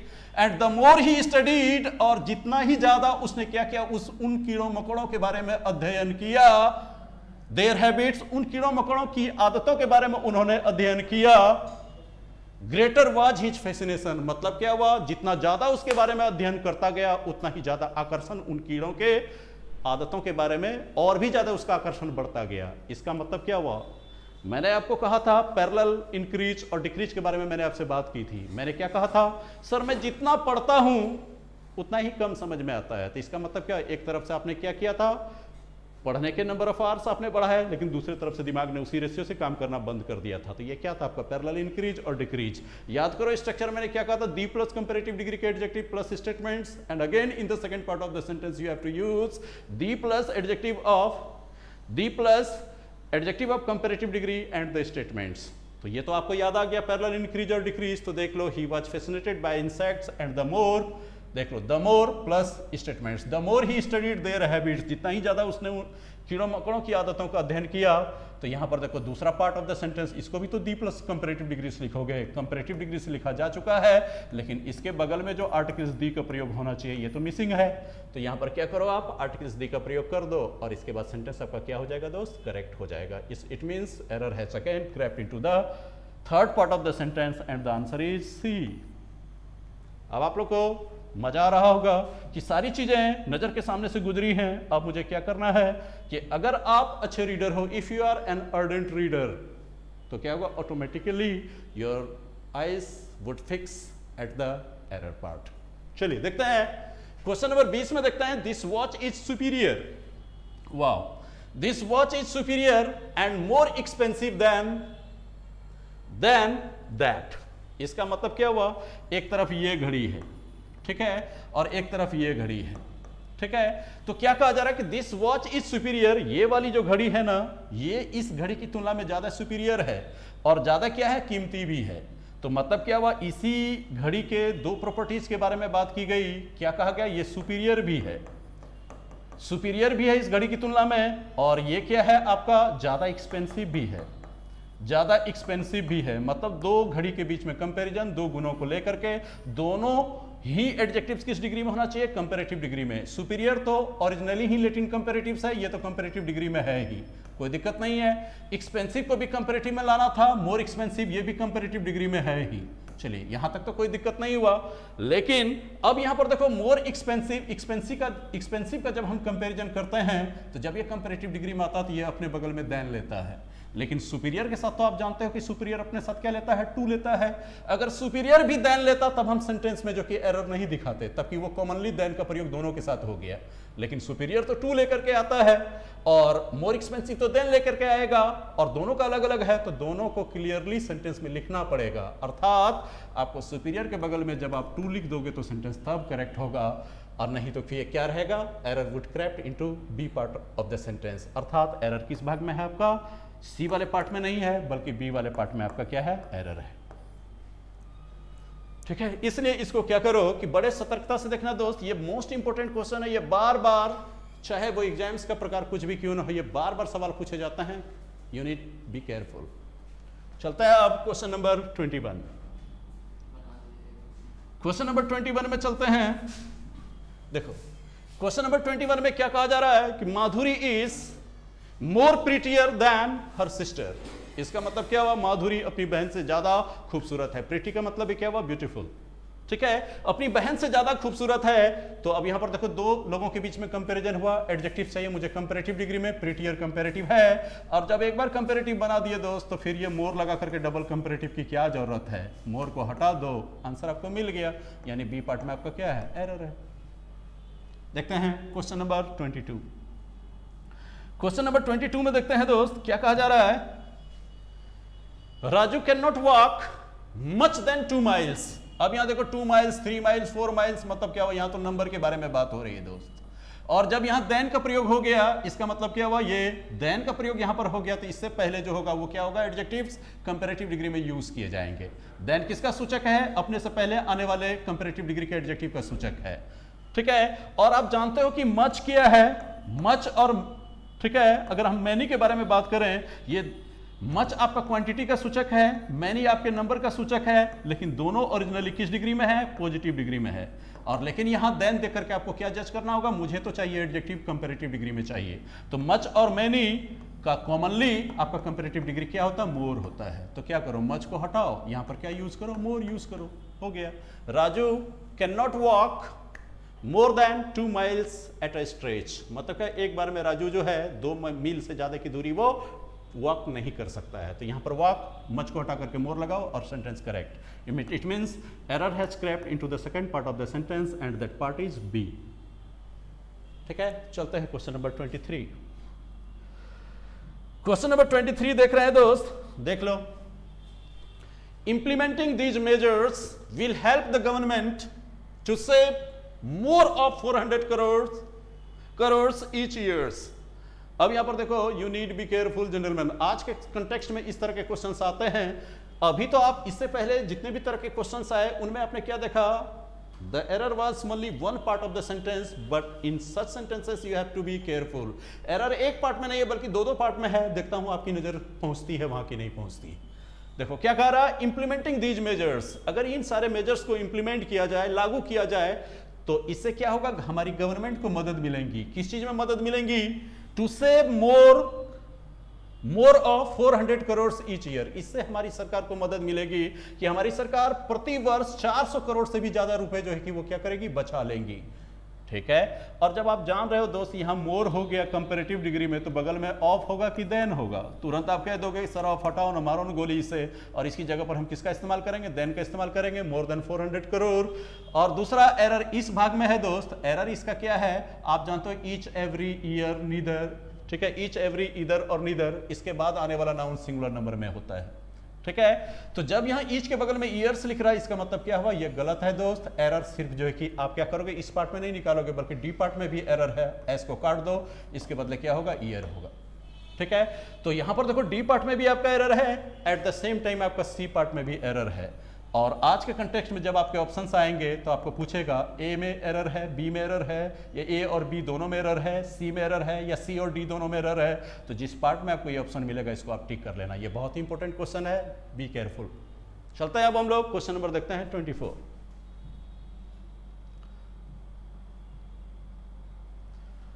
देखो क्या कहा जा रहा है, इंडिजीनियस मेडिसिन्स। इंडिजीनियस का मतलब तो समझते हो, स्वदेशी दवाइयां, जैसे बाबा रामदेव का दवाई आप समझ ही रहे हो, क्योंकि वो हमारे देश में ही निर्मित है, हमारे देशवासियों के लिए, तो उसके बारे में बात की जा रही है। देखो इंडिजीनियस मेडिसिन्स, जो हमारी स्वदेशी दवाइयां हैं, हैव लिटिल साइड इफेक्ट। मैंने क्या कहा था, लिटिल अगर अकेला यूज हुआ है, इसका मतलब क्या हुआ, ये निगेटिव कंटेक्स्ट में यूज होता है, मतलब क्या हुआ, नहीं के बराबर, 0। तो हमारी जो स्वदेशी दवाइयां हैं, जिसको आयुर्वेद कहते हो, आयुर्वेदिक दवाइयां कहते हो, उसका कोई भी निगेटिव इंपैक्ट है ही नहीं। ठीक है, अच्छी बात है। ठीक है, इसके बाद देखो लिटिल साइड इफेक्ट, इसका कोई भी जो है कि क्या है कि नकारात्मक, इसका कोई भी साइड इफेक्ट नहीं है। And are cheaper and distinctly superior than modern allopathic drugs. मतलब क्या हुआ, आज के दौर में अगर आपको सर्दी जुकाम होता है, बुखार लगता है, या आपकी तबीयत खराब होती है, फट से आप मेडिकल स्टोर जाते हो, एलोपैथिक मेडिसिन लेते हो, खाते हो और आपको आराम पहुंच जाता है। लेकिन उसके कंपैरिजन में अगर हम स्वदेशी दवाइयों को लें, तो जो एलोपैथिक ड्रग्स आप लेते हो उसके साइड इफेक्ट्स हो सकते हैं, वो ज़्यादा महंगे भी होते हैं, लेकिन उसकी तुलना में हमारी स्वदेशी दवाइयों का कोई ना तो साइड इफेक्ट है और ना ही ज़्यादा महंगी है। तो दो तरह से अगर आप देखोगे, दो प्रॉपर्टीज को लेकर के, एक तो ये सस्ता भी है और दूसरा इसका कोई साइड इफेक्ट भी नहीं है। ठीक है, किसके तुलना में? एलोपैथिक मेडिसिन की तुलना में। तो कंपैरिजन तो हुआ, तो कंपैरिजन हुआ तो दोनों एडजेक्टिव किस में जाएगा? कंपैरेटिव डिग्री में जाएगा। तो देखो है आपके एडजेक्टिव की नहीं है, तो यहां पर देखो चीपर का प्रयोग किया गया, cheap, cheaper, cheapest, comparative degree में है। आपको यस सर है, चलो अच्छी बात है। फिर दूसरा एडजेक्टिव को देखेंगे, वो कंपैरेटिव डिग्री में है कि नहीं? सुपीरियर। आपने कहा सर ये तो लैटिन कंपैरेटिव्स होते हैं, ये तो हमें पता ही है कि ये भी जो कि हमारा किस डिग्री में है? कंपैरेटिव डिग्री में है। चलो अच्छी बात है, दोनों जगह जो कि करेक्शंस आपको देखने को मिला, और बगल में देन भी आपको देखने को मिल रहा है। तो इसका मतलब क्या हुआ? चीपर और देखो सुपीरियर, ठीक है, दोनों को कनेक्ट किया गया है कंजंक्शन से, लेकिन दोनों ही कंपैरेटिव डिग्री के एडजेक्टिव के साथ दो अलग अलग बातें हैं।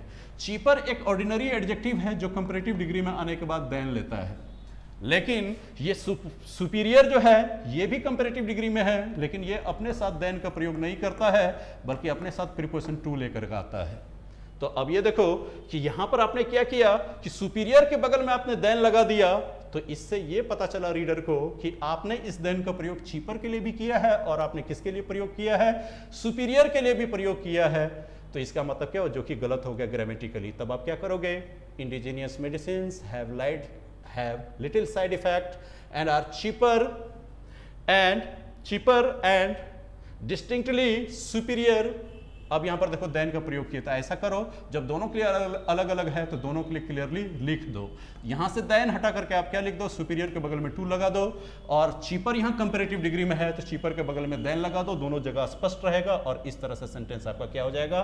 करेक्ट हो जाएगा। तो आप क्या करोगे? Cheaper than and distinctly superior to. तो यहां पर क्या करोगे? Are cheaper than and distinctly superior to. तो दोनों ही पार्ट में आपका एरर आ जाएगा। ए वाला पार्ट ये हुआ नहीं, बी में ही दोनों पार्ट है, तो इसका मतलब क्या हुआ? एरर किस पार्ट में है? आपके बी वाले पार्ट में एरर है। चलते हैं अब हम लोग क्वेश्चन नंबर 25। क्वेश्चन नंबर 25 में देखते हैं क्या कहा जा रहा है। More you think of it, the worse it becomes। जितना ज्यादा आप इसके बारे में सोचेंगे उतनी ही बदतर स्थिति हो जाएगी इनकी। मतलब क्या हुआ? जितना ज्यादा सोचेंगे उतने ही बदतर हालात हो जाएंगे। इसका मतलब क्या हुआ? पैरेलल इंक्रीज और डिक्रीज। आपको याद होगा the plus comparative degree and the statements, and again the plus comparative degree and the statements. तो यहां पर देखो क्या हुआ कि यहां मोर का प्रयोग किया गया, पैरेलल इंक्रीज और डिक्रीज है, एडजेक्टिव कंपैरेटिव डिग्री में है, लेकिन यहां आर्टिकल दी का प्रयोग नहीं किया गया है। तो एरर तो ये दिख गया आपको, लेकिन दूसरे पार्ट में देखो बैड, इल और इविल। बैड, इल और इविल पॉजिटिव डिग्री के एडजेक्टिव है जिसका कंपैरेटिव होता है वर्स। बिल्कुल सही है, ठीक है, तो बिल्कुल सही यूज किया गया है। The more you think of it, जितना ही ज्यादा आप इसके बारे में सोचेंगे, द वर्स इट बिकम्स, मतलब कि उतना ही बदतर ये हो जाएगा। तो इधर तो बैलेंस्ड है, इधर सिर्फ आर्टिकल्स दी मिसिंग है, दी लगा दो, आपका सही हो जाएगा स्टेटमेंट्स। मतलब क्या हुआ? एरर किस पार्ट में है? तो सेंटेंस के ए वाले पार्ट में आपका एरर है। देखते हैं क्वेश्चन नंबर 26। देखो क्वेश्चन नंबर 26 देखते हैं हम लोग क्या कहा जा रहा है 26 में। Indian scientist are in no way inferior than. तो मैंने कहा था senior, junior, superior, preferable, inferior, सबके साथ तो प्रीपोजिशन टू का इस्तेमाल होता है, देन का इस्तेमाल नहीं होता। ये तो आपको दिख ही गया, ठीक है। तो चलो ये भी देख लिया हमने क्वेश्चन नंबर 26। अब देखते हैं question number 27।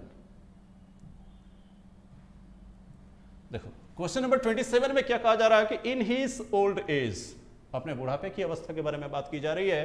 A person is likely to get more weak day by day. मतलब क्या कहा जा रहा है? अगर मैं अभी युवा हूं, जैसे ही मैं बुढ़ापे में जाऊंगा, आज की तुलना में मैं क्या होगा, जैसे जैसे मेरी उम्र बढ़ती जाएगी वैसे वैसे जो कि शारीरिक शक्ति भी छीन होती चली जाएगी। मतलब क्या ग्रेजुअली डिक्रीज कर जाएगा। चलो अच्छी बात है। तो अब यहां पर देखो in his old age a person is likely to get. अब यहां पर देखो क्या कि मोर वीक तो नहीं कर सकते ना दोस्त, क्योंकि वीक आपका क्या है? सिंगल सिलेबल एडजेक्टिव है जिसका कंपैरेटिव होता है वीक। वीक का क्या होता है? वीकर होता है, ठीक है। Likely to get weaker, day by day, दिन ब दिन जो कि उसका कमजोर होने की संभावना बढ़ती चली जाती है बढ़ती उम्र के साथ। तो जब ये कंपैरेटिव डिग्री में हो गया तो और यहाँ पर क्या करोगे? मोर अनावश्यक है, इसको हटा दो, फिर आपका सेंटेंस क्या हुआ? करेक्ट हो गया। मतलब क्या हुआ? सेंटेंस में एरर किस पार्ट में है? तो आपके सी वाले पार्ट में है। देखते हैं क्वेश्चन नंबर 28। क्वेश्चन नंबर 28 में देखो दोस्त क्या कहा जा रहा है। I am more lonelier. अब यहां पर देखो ये तो साफ तौर पे दिख रहा है दोस्त, लॉनली पॉजिटिव डिग्री में है, पॉजिटिव डिग्री में है, इसका कंपैरेटिव करोगे तो क्या होगा? लॉनलियर। तो ये ऑलरेडी कंपैरेटिव में आ चुका है, तो ये मोर लगा के क्या कर रहे हो भाई साहब? बस आप जो कि इस मोर को हटाओ, सेंटेंस करेक्ट हो जाएगा।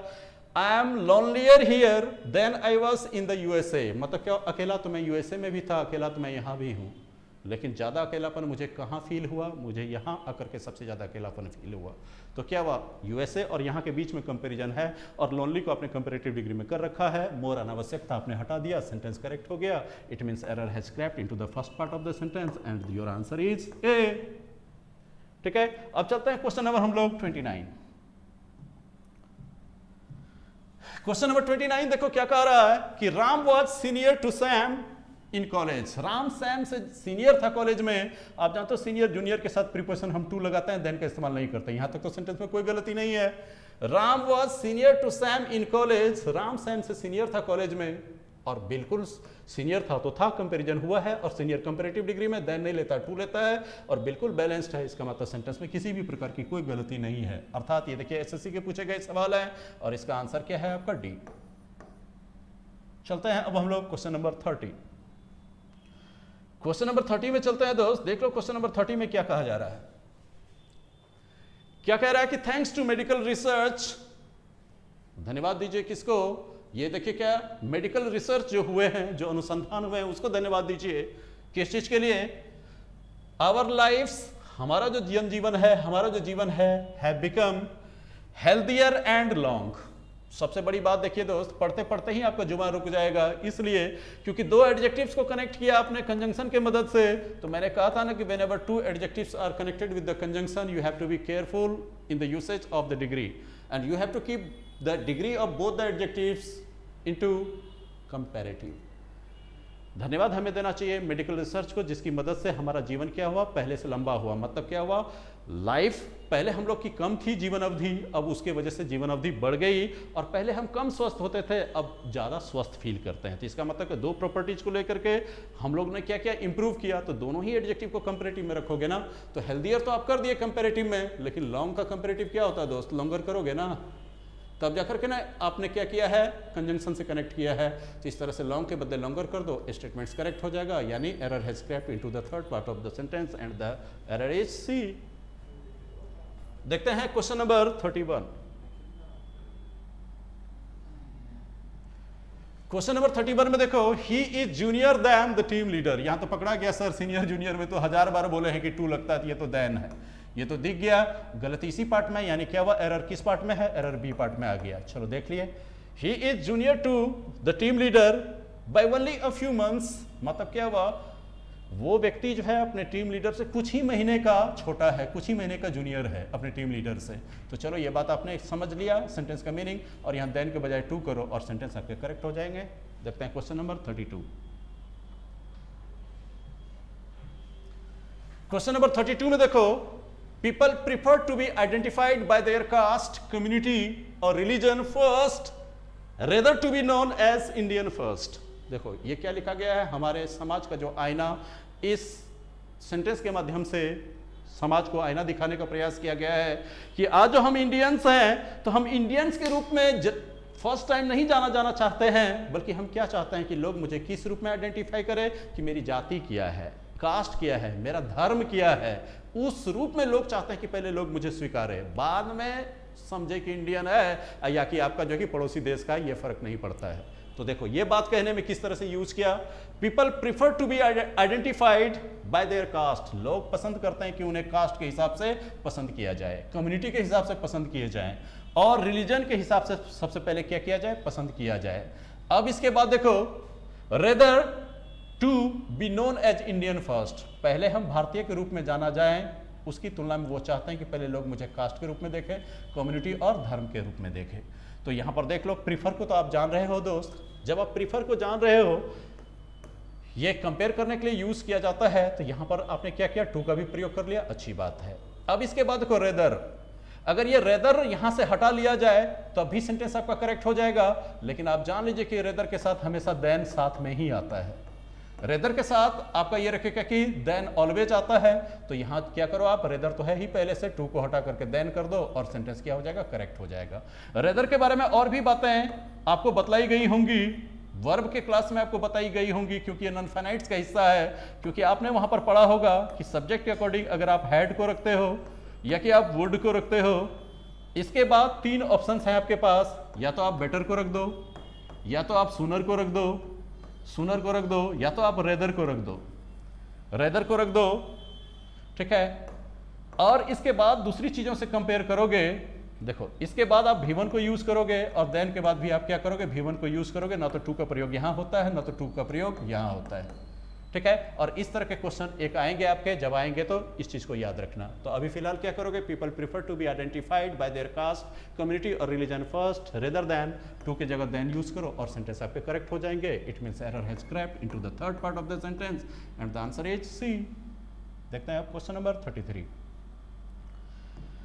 क्वेश्चन नंबर 33 को देखते हैं, क्या लिखा हुआ है, इंजिन्स, ठीक है, यूज्ड इन स्पेस शटल्स, ठीक है, are much larger and more strong than used in jet planes. मतलब मान लीजिए कि एक तरफ से क्या कहा जा रहा है, जेट प्लेन्स। जेट प्लेन्स का मतलब क्या हुआ, हवाई यात्रा जो करते हो आप, एक जगह से एक शहर से दूसरे शहर जाते हो, एक कंट्री से दूसरे कंट्री जाते हो, तो उन वायुयान में भी इंजन यूज किए जाते हैं, इंजन यूज किए जाते हैं। और जब अंतरिक्ष में जब आप यान को भेजते हो, इंजन वहां पर भी यूज किए जाते हैं, ठीक है। तो इन दोनों इंजन के बारे में देख लो, क्या कि दो अलग अलग इंजन है, दोनों की इफिशिएंसी को लेकर के कंपेयर किया जा रहा है। देखो अब सेंटेंस पे आ जाओ, engines used in the space shuttles, space shuttles में यूज होने वाले जो इंजन होते हैं आर मच लार्जर, मच का प्रयोग करके कंपैरेटिव डिग्री के एडजेक्टिव को हम एम्फसाइज करते हैं। यहां तक तो सेंटेंस करेक्ट है, कहीं ज्यादा बड़ा होता है स्पेस शटल में यूज होने वाले इंजन, ज्यादा बड़ा भी होता है, एंड मोर स्ट्रॉन्ग, जब ये स्ट्रॉन्ग आपका सिंगल सिलेबल है दोस्त, स्ट्रॉन्ग के बदले स्ट्रॉन्गर न होना चाहिए, स्ट्रॉन्गर होना चाहिए, तो फिर यहां पर क्या हो गया आपका, ये मोर अनावश्यक है, इसको हटा लो, ठीक है। Stronger than used in the jet planes, jet plane में यूज होने वाले इंजन की तुलना में स्पेस शटल में यूज होने वाले इंजन ज्यादा बड़े भी होते हैं और ज्यादा ताकतवर भी होते हैं, ज्यादा शक्तिशाली भी होते हैं। तो एरर किस पार्ट में दिखाओगे आप, एरर अल्टीमेटली आप किस में दिखाओगे, बी वाला पार्ट तो यहां तक था आपका, अर्थात ये सी पार्ट में एरर दिखाओगे। एरर किस पार्ट में आ गया आपका, थर्ड पार्ट में। चलते हैं क्वेश्चन नंबर 34। क्वेश्चन नंबर 34 में आते हैं, ठीक है। 34 में देखो क्या है कि some skills are more difficult than others. Skills जो डेवलप करते हो दोस्त, मतलब क्या हुआ, इंसान जब अपने आप में स्किल डेवलप करता है तो उसके बारे में बात हो रही है कि कुछ स्किल्स ऐसे होते हैं कि कहीं ज्यादा डिफिकल्ट होते हैं दूसरे स्किल्स की तुलना में, so it takes longer time, इसलिए उस तरह के स्किल्स जो है कि लंबा समय ले लेते हैं, ठीक है, मास्टर्ड होने में, ठीक है। अगर मान लो, अगर हम कहते हैं कि आपको क्या करना है, बंदूक में गोली डाल के फायरिंग करनी है, आपको बता दिया कि इस तरह से आप क्या करोगे, गोली को रिफिल करोगे, फिर इसके बाद इसको क्या करोगे, प्लग इन करोगे और फायर कर दोगे। और दूसरा क्या कहा गया कि कंप्यूटर एप्लीकेशंस आपको सीखने हैं, because you have to be an ethical hacker. अगर आपको भारत सरकार के लिए आपको इथिकल हैकर बनना है तो उसके लिए क्या करना होगा, आपको कंप्यूटर एप्लीकेशन सीखना होगा। तो जरा सोचो, गोली चलाने की तुलना में कंप्यूटर के एप्लीकेशन सीखना क्या है, आपको ये स्किल डेवलप करना थोड़ा कठिन है ना। तो अब देखो सेंटेंस पे, कुछ स्किल्स कहीं ज्यादा डिफिकल्ट होते हैं दूसरे स्किल्स की तुलना में, इसीलिए उस तरह के स्किल्स थोड़ा ज्यादा वक्त ले लेते हैं, उस स्किल्स को हम मास्टर कर पाए उसमें थोड़ा ज्यादा वक्त लग जाता है।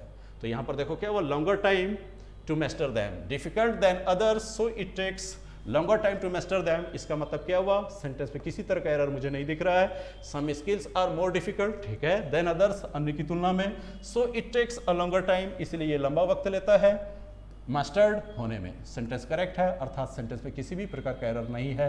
आप क्या मार्क करोगे, डी पार्ट आप मार्क कर दो। चलते हैं क्वेश्चन नंबर 35। क्वेश्चन नंबर देखते हैं 35 में, देखो जेंटलमैन क्या लिखा हुआ है, our new playground is big and cleaner. यही तो दिख गया ना। तो जब यहां देख लो फिर से कंजंक्शन से कनेक्ट हो रहा है, दोनों तरफ के जो एडजेक्टिव्स हैं सेम डिग्री में होगा, और यहां पर देन लगा हुआ है, तो इस बात का सूचक है कि इससे पहले यूज किए गए सभी एडजेक्टिव्स कंपैरेटिव डिग्री में होंगे। क्लीन का तो क्लीनर कर दिए, तो बिग का क्या करोगे, बिगर कर ना दो भाई, बिगर कर दो और प्रॉब्लम सॉल्व। अर्थात एरर किस पार्ट में आ गया आपका, बी वाले पार्ट में। देखो कितना आसान है। चलते हैं आप क्वेश्चन नंबर 36। क्वेश्चन नंबर 36 में देखो, इन आर एरिया, हमारे क्षेत्र में, ठीक है, द जर्नी बाय बस, अगर आप यात्रा बस से करते हैं, is quick and safe than by train. अगर मान लीजिए कि अगर आपको जो है कि नक्सलाइट एरिया में सफर करना हो, तो क्या कहा जा रहा है कि अगर मैं उस एरिया का वासी हूं तो मैं आपको कहूंगा कि देखो भाई, अगर मेरे एरिया में अगर आप ट्रेवल करोगे तो आप ट्रेवल ट्रेन से भी करके आ सकते हो, आप ट्रेन से भी ट्रेवल करके आ सकते हो, बस और ट्रेन दोनों से। लेकिन अगर आप बस से ट्रेवल करते हो तो आपको क्या होगा, समय भी कम लगेगा और ट्रेन की तुलना में ज़्यादा सुरक्षित भी रहोगे आप। तो इसका मतलब क्या हुआ, जर्नी बाय बस एंड जर्नी बाय ट्रेन। ठीक है, ये दो एंटिटीज हैं और इन दोनों के बीच कंपैरिजन किया जा रहा है। तो जर्नी बाय बस जो है ये ज़्यादा जो है कि मेरे लिए क्या रहेगा, सुरक्षात्मक रहेगा, ज़्यादा समय लगेगा कि कम समय लगेगा, इसी में कंपेयर है आपका। तो यहाँ पर देखिए, in our area journey by bus is, ठीक है। और जब यहाँ देन है तो देन का सूचक है कि इससे पहले वाला एडजेक्टिव आपके जाएंगे कंपैरेटिव डिग्री में। दो मामलों में बस से ट्रेवल करेंगे तो समय भी कम लगेगा और ज़्यादा सुरक्षित भी रहेंगे। तो क्विक आपका पॉजिटिव डिग्री में है तो इसका कंपैरेटिव क्या हो जाएगा, क्विकर। क्विकर कंपैरेटिव हो गया और सेफ का क्या हो गया आपका, सेफर। और बगल में आपका देन है ही और कंपैरिजन हो ही रहा है कि बस से जर्नी करेंगे कि ट्रेन से। तो अर्थात एरर आपके किस पार्ट में है, एरर आपके सी पार्ट में है दोस्त। सी पार्ट में टिक आउट करो और आंसर मिल गया आपको। देखते हैं क्वेश्चन नंबर 37। क्वेश्चन नंबर 37 में चलते हैं। देखिए सेंटेंस क्या कह रहा है, Anjali's performance in the drama. Anjali का जो परफॉर्मेंस था ड्रामा में वाज बेस्ट देन दीपाली। किससे ज्यादा बेहतर था, दीपाली से ज्यादा बेहतर था, but not as good as Vaishali. लेकिन उतना अच्छा नहीं था जितना कि वैशाली का था। इसका मतलब क्या हुआ, कंपैरिजन जब भी हो रहा है किसी प्रॉपर्टीज को लेकर के दो इंडिविजुअल के बीच ही तो हो रहा है। तो इसका मतलब क्या करोगे, जब दो के बीच कंपैरिजन तो एडजेक्टिव कंपैरेटिव डिग्री। तो यहां पर क्या करोगे आप, तो यहां जो आपने क्या कहा कि the Anjali's performance in the drama was, अब यहां देखो देन आपको बता रहा है कि कंपैरेटिव दो, लेकिन ये देखो आपको गलती करवाने के बेस्ट दिया, इसको बदल के बेटर करो और सेंटेंस करेक्ट है आपका। ठीक है, तो एरर किस पार्ट में है दोस्त, आपके बी पार्ट में एरर है। देखते हैं क्वेश्चन नंबर 38। क्वेश्चन नंबर 38 देखते हैं अब हम लोग। क्या कह रहा है कि Deepali's performance in the film was, ये देखो सिमिलर टाइप ऑफ क्वेश्चन आ गया आपका। दिलीप है, Dilip's performance in the film was worst than Amit's but was not as bad as Vinod's. अब जैसे देख लो, इसको दिलीप कुमार से रिलेट कर दो, उसको अमिताभ बच्चन से रिलेट कर दो, इसको विनोद खन्ना से रिलेट कर दो। तो क्या कह रहा है कि दिलीप जी का जो परफॉर्मेंस था, दिलीप कुमार का जो परफॉर्मेंस था फिल्म में, वो क्या था, अमिताभ बच्चन के परफॉर्मेंस से भी घटिया था, गंदा था परफॉर्मेंस। तो जब यहां देन लगा हुआ तो एडजेक्टिव क्या चाहिए, कंपैरेटिव डिग्री में। वर्स्ट का कंपैरेटिव क्या हो जाएगा, worse than Amit's but was not as bad as. Positive degree का एडजेक्टिव एज के बीच में, यहां तक तो बैलेंस्ड है, यहां देन है लेकिन यहां सुपरलेटिव डिग्री का था। तो इसको चेंज करके करो और सेंटेंस आपका करेक्ट। एरर किस में, बी पार्ट में। देखते हैं क्वेश्चन नंबर 39। क्वेश्चन नंबर 39 में देखते हैं अब हम लोग। 39 क्या कहते हैं, the teacher said that, teacher ने कहा कि, the teacher said that, teacher ने कहा कि Ajay was capable of doing more better work. ये देख लो भाई, गुड का बेटर हो ही गया तो ये मोर क्या आना आवश्यक है ना, इसको हटाना। एरर किस पार्ट में, डी पार्ट में। ठीक है, देख लो कितना आसान क्वेश्चन था। चलते हैं क्वेश्चन नंबर 39। 39 हो गया हमारा 40।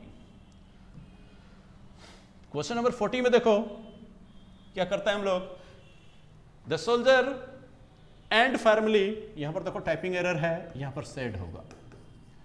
The soldier said family, soldier ने फैमिली क्या कहा, that he would rather starve.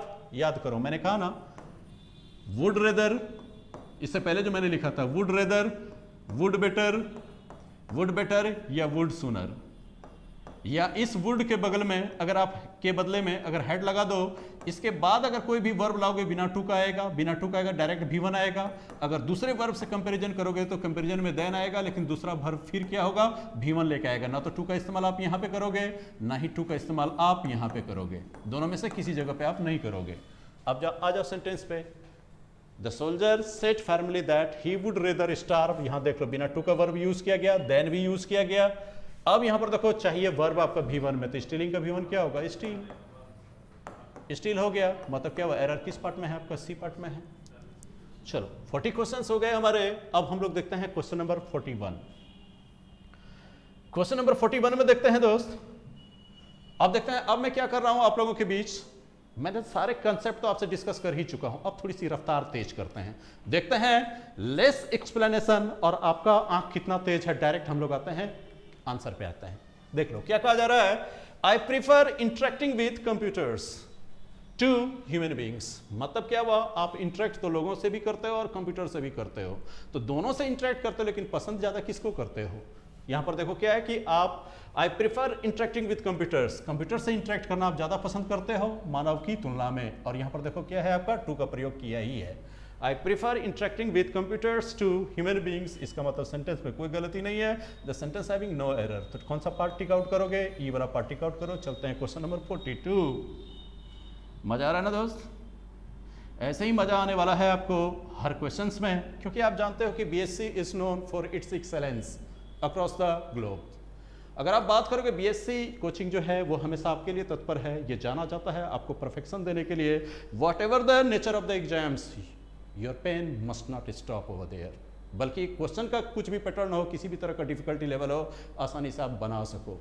चलो चलते हैं क्वेश्चन नंबर 42 में, देखते हैं हम लोग 42 में क्या कहा जा रहा है। ऑर्डिनरीली व्हेन इन डिफिकल्टी, ठीक है, जब मुसीबत में होती है सामान्य तौर पर, रेणुका प्रिफर्स कीपिंग हर काउंसिल, रेणुका जो है कि अपनी राय, अपना डिसीजन रखना ज्यादा पसंद करती है, than running about taking advice, कि इधर उधर दौड़ते फिरते जाए, किसी से सलाह लेने की बजाय अपना निर्णय लेना रेणुका ज्यादा पसंद करती है।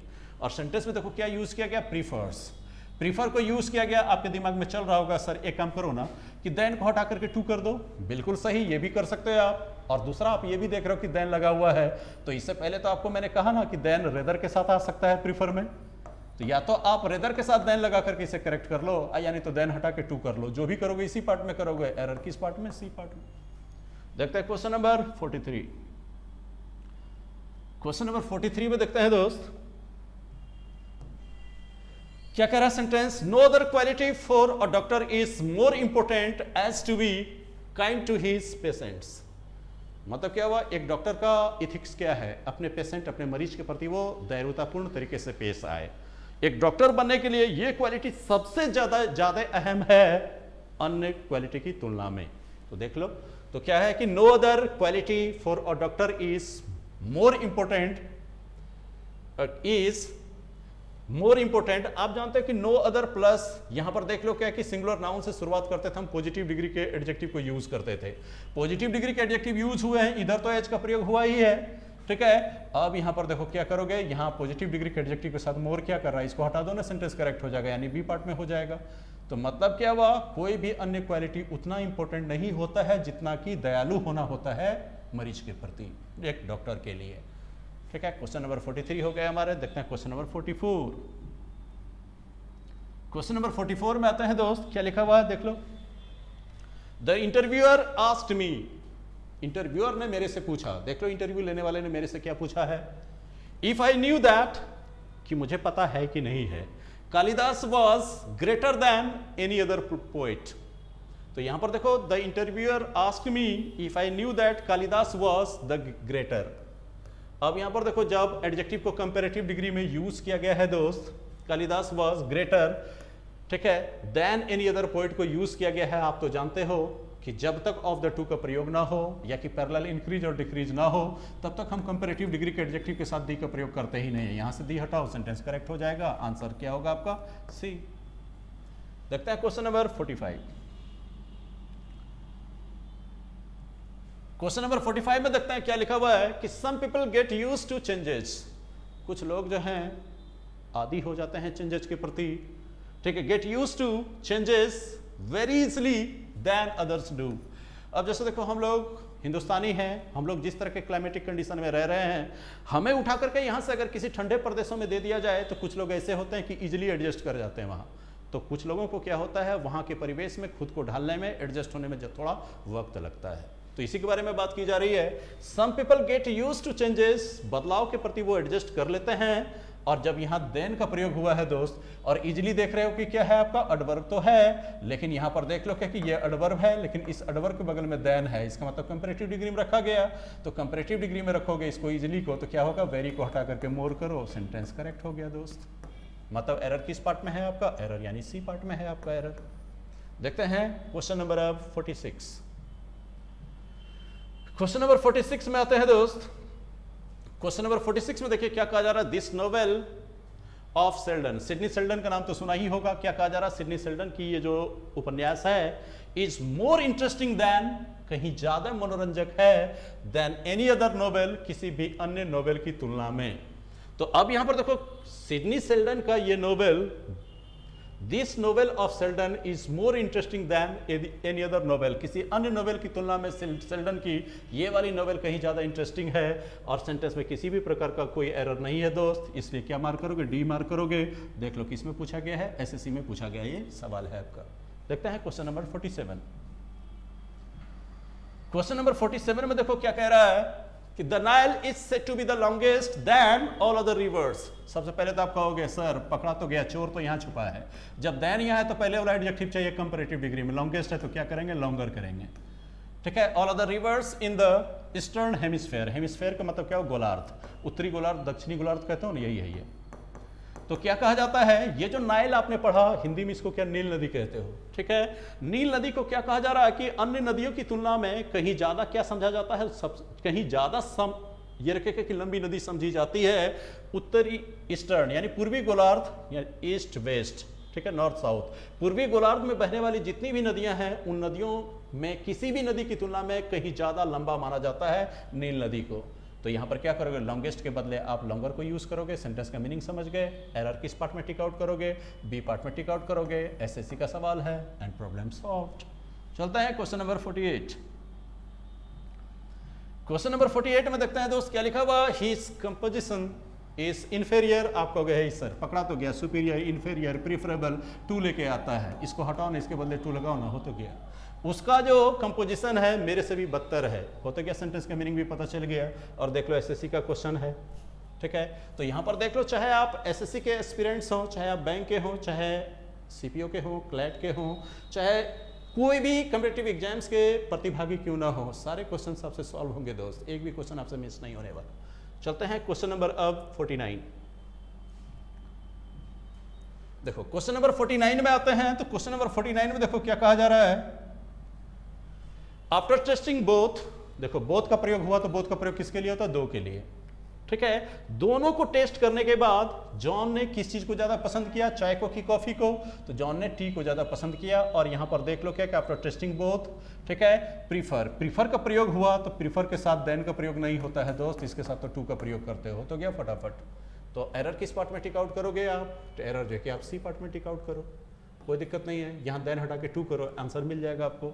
देखते हैं क्वेश्चन नंबर 50, लास्ट क्वेश्चन इस सेशन का। देख लो क्या है आपका कि मटन इज मोर हार्ड, पकड़ा तो गया, गलती ना, आप तो कह दोगे सर हार्ड जो है ये तो सिंगल सिलेबल एडजेक्टिव है, इसका कंपैरेटिव तो हार्डर होता है, हार्डर होता है।